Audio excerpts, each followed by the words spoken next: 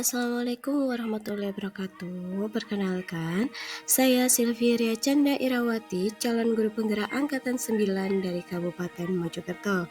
Di sini saya akan memberikan sedikit penjelasan tentang koneksi antar materi di modul 2.3 ini, yakni mengenai coaching untuk supervisi akademik.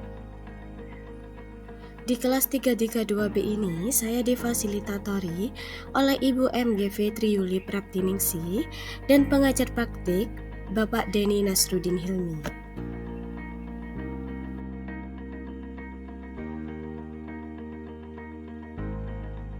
Berikut ini adalah kesimpulan dan refleksi materi pembelajaran di modul 2.3. Yang pertama adalah pengertian coaching. Coaching didefinisikan sebagai sebuah proses kolaborasi yang berfokus pada solusi, berorientasi pada hasil dan sistematis, di mana coach memfasilitasi peningkatan atas performa kerja, pengalaman hidup, pembelajaran diri, dan pertumbuhan pribadi dari coachee. Itu menurut Grant di tahun 1999. Sedangkan menurut Whitmore pada tahun 2003 mendefinisikan coaching sebagai kunci pembuka potensi seseorang untuk memaksimalkan kinerjanya. Selanjutnya ada perbedaan antara coaching, counseling, dan mentoring. Coaching adalah menuntun coach untuk menemukan ide baru atau cara untuk mengatasi tantangan yang dihadapi atau mencapai tujuan yang dikehendaki. Sedangkan counseling adalah hubungan bantuan antara konselor dan klien yang difokuskan pada pertumbuhan pribadi dan penyesuaian diri serta pemecahan masalah dan pengambilan keputusan. Sedangkan mentoring adalah suatu proses di mana seorang teman, guru, pelindung, atau pembimbing yang bijak dan penolong menggunakan pengalamannya untuk membantu seseorang dalam mengatasi kesulitan dan mencegah bahaya. Selanjutnya adalah perbedaan training dan fasilitasi. Training sendiri merupakan suatu usaha yang terencana untuk memfasilitasi pembelajaran tentang pekerjaan yang berkaitan dengan pengetahuan, keahlian, dan perilaku oleh para pegawai. Sedangkan fasilitasi adalah sebuah proses di mana seseorang yang dapat diterima oleh seluruh anggota kelompok secara substantif, berdiri netral, dan tidak punya otoritas mengambil kebijakan, melakukan intervensi untuk membantu kelompok memperbaiki cara-cara mengidentifikasi dan menyelesaikan berbagai masalah, serta membuat keputusan agar bisa meningkatkan efektivitas kelompok tersebut. Selanjutnya, coaching dalam konteks pendidikan. Coaching dalam konteks pendidikan yang pertama adalah menuntun, yakni keterampilan coaching perlu dimiliki para pendidik untuk menuntun segala kekuatan kodrat atau potensi agar mencapai keselamatan dan kebahagiaan sebagai manusia maupun anggota masyarakat. Proses coaching sebagai komunikasi pembelajaran antara guru dan murid diberikan ruang kebebasan untuk menemukan kekuatan dirinya dan peran pendidik sebagai pamong dalam memberi tuntutan dan memberdayakan potensi yang ada, agar murid tidak kehilangan arah dan menemukan kekuatan dirinya tanpa membahayakan dirinya. Yang kedua yakni Among. Sistem Among yakni adalah Ingarso Sung Tulodo, Eng Madyo Mangunkarso Tut Wuri Handayani, menjadi semangat yang menguatkan keterampilan komunikasi guru dan murid dengan menggunakan pendekatan coaching. Tut Wuri Handayani sendiri menjadi kekuatan dalam pendekatan proses coaching dengan memberdayakan Andayani atau Handayani, yakni berarti semua kekuatan diri pada murid. Selanjutnya, paradigma berpikir dan prinsip coaching, yakni yang pertama adalah fokus pada coachee, yang kedua memiliki kesadaran diri yang kuat, yang ketiga mampu melihat peluang baru dan masa depan, dan yang keempat bersikap terbuka dan ingin tahu. Kemudian, prinsip coaching tersebut dibagi lagi menjadi 3 poin. Yang pertama adalah kemitraan. Kemitraan ini diwujudkan dengan cara kita membangun kesetaraan dengan orang yang akan kita kembangkan. Tidak ada yang lebih tinggi atau lebih rendah di antara keduanya. Kesetaraan dapat dibangun dengan cara menumbuhkan rasa percaya diri. Kemudian yang kedua adalah proses kreatif. Proses kreatif ini dilakukan melalui percakapan dua arah kemudian memicu proses berpikir coach serta memetakan dan menggali situasi coach untuk menghasilkan ide-ide baru. Dan yang ketiga adalah memaksimalkan potensi. Untuk memaksimalkan potensi dan memberdayakan rekan sejawat, percakapan perlu diakhiri dengan suatu rencana tindak lanjut yang diputuskan oleh rekan yang dikembangkan, yang paling mungkin dilakukan dan paling besar kemungkinan keberhasilannya.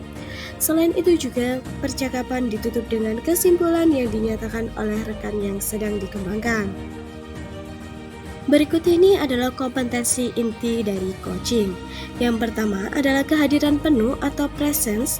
Kemudian yang kedua, mengajukan pertanyaan yang berbobot. Dan yang ketiga adalah mendengarkan secara aktif. Kemudian coaching juga dilakukan melalui alur tirta, yang artinya T adalah tujuan umum atau tahap awal di mana kedua pihak coach dan coachee menyepakati tujuan pembicaraan yang akan berlangsung. Idealnya tujuan ini datang dari coachee. Kemudian I adalah identifikasi, yakni coach melakukan penggalian dan pemetaan situasi yang sedang dibicarakan dan menghubungkan dengan fakta-fakta yang ada pada saat sesi. Kemudian R, yakni rencana aksi, pengembangan ide atau alternatif solusi untuk rencana yang akan dibuat. Dan yang terakhir adalah T, yakni tanggung jawab, yakni membuat komitmen atas hasil yang dicapai dan untuk langkah selanjutnya. Berikutnya adalah umpan balik berbasis coaching.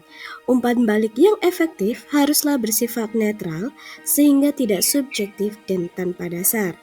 Menurut Costa dan Gramston pada tahun 2016, umpan balik akan memiliki lebih besar kesempatan untuk diterima apabila berbasis data kuantitatif dari indikator pencapaian yang sebelumnya sudah disepakati. Ada beberapa jenis umpan balik yang mendukung kemandirian untuk penerima umpan balik, yakni yang pertama adalah umpan balik dengan pertanyaan reflektif, dan yang kedua adalah umpan balik menggunakan data yang valid. Berikutnya ada supervisi akademik dengan paradigma coaching. Secara definisi, supervisi akademik merupakan serangkaian aktivitas yang bertujuan untuk memberikan dampak secara langsung pada guru dan kegiatan pembelajaran mereka di kelas. Supervisi akademik perlu dimaknai secara positif sebagai kegiatan berkelanjutan yang meningkatkan kompetensi guru sebagai pemimpin pembelajaran dalam mencapai tujuan pembelajaran, yakni pembelajaran yang berpihak pada anak. Karena kegiatan supervisi akademik hanya memiliki sebuah tujuan, yakni pemberdayaan dan pengembangan kompetensi diri dalam rangka peningkatan performa mengajar dan tercapainya tujuan pembelajaran, menurut Glickman 2007 dan Dairas 2001. Supervisi akademik dengan paradigma coaching juga dibagi menjadi 3 tahap, yakni tahap pertama adalah praobservasi, yakni pertemuan praobservasi ini merupakan percakapan yang membangun hubungan antara guru dan supervisor sebagai mitra dalam pengembangan kompetensi diri. Kemudian tahap kedua yakni observasi, yakni aktivitas kunjungan kelas yang dilakukan oleh supervisor. Dan yang ketiga adalah tahap pasca observasi, yakni percakapan supervisor dan guru terkait hasil data observasi, menganalisis data, umpan balik, dan rencana pengembangan kompetensi. Proses percakapan bersifat reflektif dan bertujuan perbaikan ke depannya.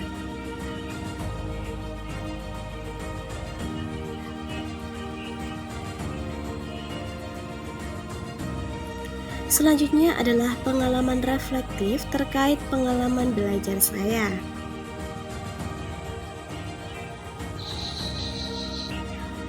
Poin yang pertama, emosi yang dirasakan adalah termotivasi untuk memahami coaching untuk supervisi akademik, kemudian juga tergerak dan tertantang untuk melakukan perbaikan kegiatan coaching pada murid, rekan guru, dan semuanya.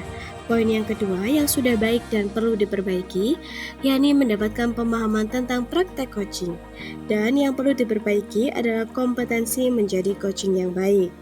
Selanjutnya, poin ketiga yakni implikasi terhadap kompetensi diri. Saya merasa saya terus mengembangkan kemampuan diri dengan belajar pemahaman coaching dan lebih sering melakukan coaching. Selanjutnya adalah refleksi analisis untuk implementasi dalam konteks CGP. Untuk yang pertama, bagaimana penerapan coaching untuk supervisi akademik, yakni melalui supervisi akademik, potensi setiap guru dapat dioptimalisasi sesuai dengan kebutuhan, yang nantinya dapat membantu para guru dalam proses peningkatan kompetensi dengan menerapkan kegiatan pembelajaran baru yang dimodifikasi dari sebelumnya.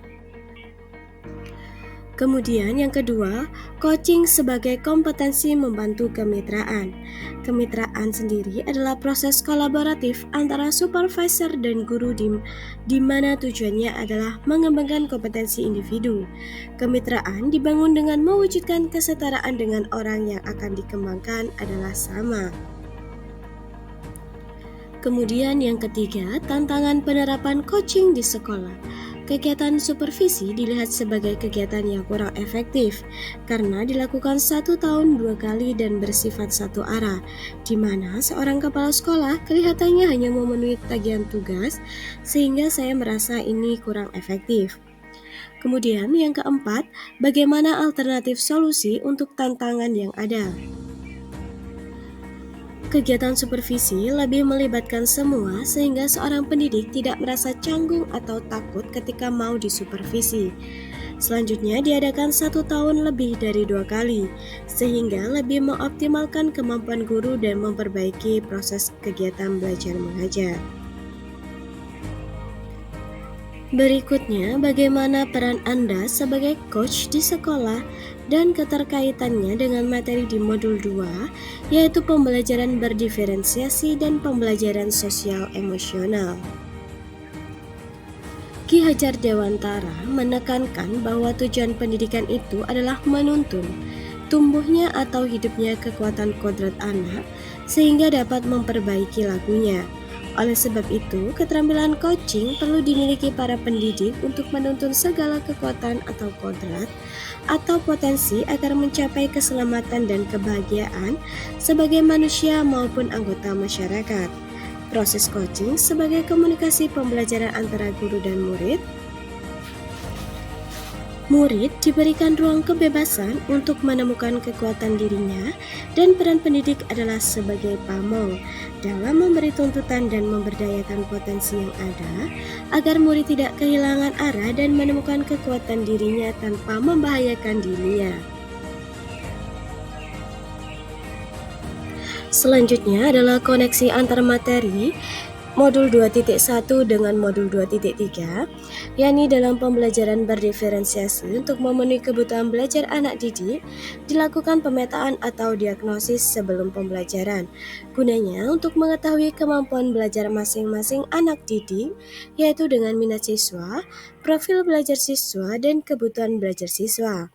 Dan hasil dari pemetaan dan diagnosis tersebut digunakan coach untuk melakukan coaching, sehingga mampu mengembangkan potensi anak dan menemukan solusi dan ide-ide untuk menyelesaikan masalah dalam kegiatan belajar mengajar. Dan keterkaitan modul 2.2 dengan modul 2.3 ini, yakni mengenai kompetensi sosial dan emosional atau KSE, diperlukan seorang coach dalam proses kegiatan coaching dan coachee, di mana antara keduanya dapat mengendalikan emosi, mempunyai kesadaran sosial dan diri antar sesama, kemampuan berelasi, serta dapat mengambil keputusan yang bertanggung jawab untuk kepentingan bersama. Dalam kompetensi coaching dengan alur tirta, kita sebagai coach diharuskan dapat menghadirkan diri secara penuh, yaitu dengan kegiatan mindfulness atau teknik stop, agar dapat mengembangkan potensi coaching. Kemudian yang terakhir adalah bagaimana keterkaitan keterampilan coaching dengan pengembangan kompetensi sebagai pemimpin pembelajaran. Menurut saya, supervisi akademik merupakan serangkaian aktivitas yang bertujuan untuk memberikan dampak secara langsung pada guru dan kegiatan pembelajaran. Kemudian, seorang pemimpin pembelajaran yang baik dan berhasil adalah seseorang yang memiliki prinsip dan kemampuan menerapkan paradigma coaching dalam kegiatan supervisi akademik. Karena kegiatan supervisi akademik memiliki tujuan yakni pemberdayaan dan pengembangan kompetensi diri, dalam rangka peningkatan performa mengajar dan mencapai tujuan pembelajaran, serta melakukan evaluasi dan refleksi pembelajaran sebagai bahan perbaikan untuk pembelajaran ke depannya. Demikianlah sedikit penjelasan yang dapat saya sampaikan. Terima kasih, tetap semangat, salam guru penggerak, guru bergerak, Indonesia maju. Wassalamualaikum warahmatullahi wabarakatuh.